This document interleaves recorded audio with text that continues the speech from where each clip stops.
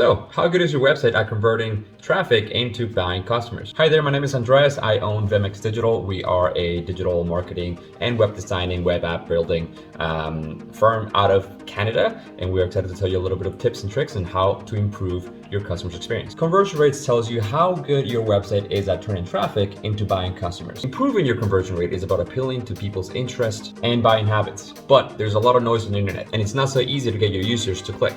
The first thing you need to identify is who are your new and existing visitors. If you have a Shopify store, you can easily go into your analytics and see who are new and returning customers. Now make sure you look at your report by looking at the hour, day, week, month, year, and even quarter. This will give you a better idea of how your customers shop. Typically, your new customers and your old customers would have different buying habits. According to a 2018 study by Brilliance, returning visitors added to their cart 65.16% more than new visitors, converted 73.72 more, and spent 16.15% more on each sale.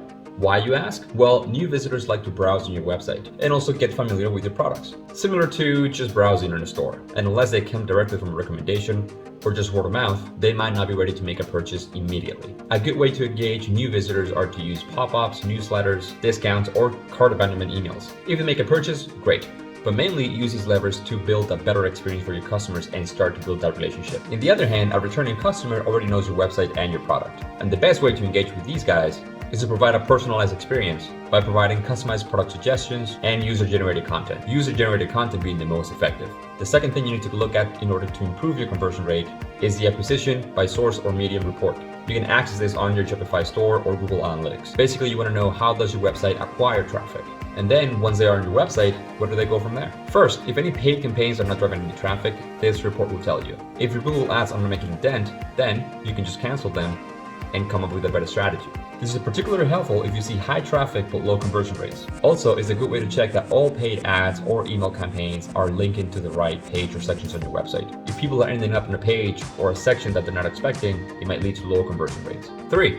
Exit pages. The pages on which your visitors decide to exit may reveal where your customer experience is lacking or breaking. Make sure you filter out in your reports any pages that are not intended to incentivize a continued action, like your About Us page. Another thing, don't worry if your home page is at the top of the list. That's pretty common. If your product pages or high intent pages like a contact us page is not working, then you can review your website copy, product imagery, and customer reviews. If your visitors are leaving at a cart page, then consider starting a cart abandonment campaign to bring them back to your site. The best way to mitigate cart abandonment is just to have a simple checkout experience. If your visitors can't find it or don't trust it or don't feel like going through it, they're not going to convert. If you have a Shopify store, you can use the button Shop Pay and just make it a one-click purchase. 4. Look at your sessions by device. This report is particularly important because it will tell you how your shoppers buy, whether that's on their mobile, tablet, or desktop. You can also get this information on your Google Analytics account or your Shopify Analytics account. Did you know that mobile spending is supposed to reach 270 million by 2025? That's not too far from now.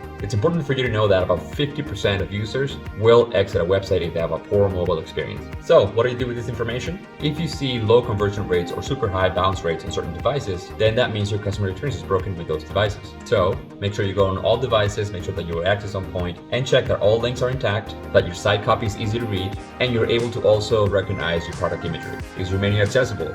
Is the page loading quickly?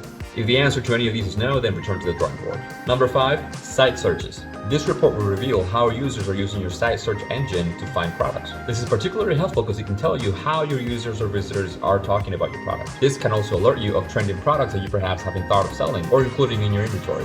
This is also very helpful to find keywords that you can then implement in your Google Ads campaigns. For example, specific terms like Nike free runs probably means that a returning visitor was looking for it, since they knew exactly what they were looking for. But broad terms like running shoes probably indicates a visitor that was looking at your site for the first time. Paying attention to the terms is important because it can tell you if your site has specific sections that are hard to find. Maybe your navigation is broken or poorly designed, and so people can't find what they're looking for. So if the top search was login or shoes, and those two are in the main menu, then your visitors are struggling to find those links. Number 6, sales by product report. This is a product performance report that helps you understand sales attributions. In a nutshell, you can see which products are selling and which are not. This way, you'll know what customers really do care about. And for example, if you're dropping a new product, you can see how products perform promoted versus organically. And if a product does good without promotions, you can build personalized campaigns that improve conversion. I hope you find this helpful, and let me know in the comments if they help you improve your conversion rates.